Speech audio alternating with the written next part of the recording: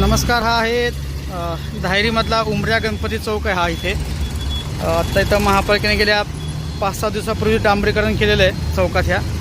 पण अतिशय चुकीच्या पद्धतीनं डांबरीकरण केल्याचं दिसतं. इथं सगळं आता उन्हामुळे हे डांबर वितळलेलं आहे.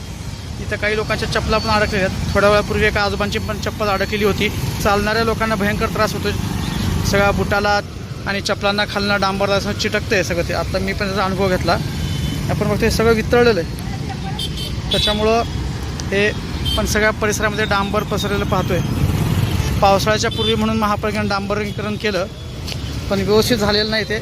आणि सगळं डांबर ह्या चौकामध्ये अख्खं सगळे रस्ते हे आता डांबर सगळीकडे पसरलेले. जसं ऊन वाढतंय तसं हे डांबर वितळून आणखीन त्रास वाढतो या ठिकाणचा.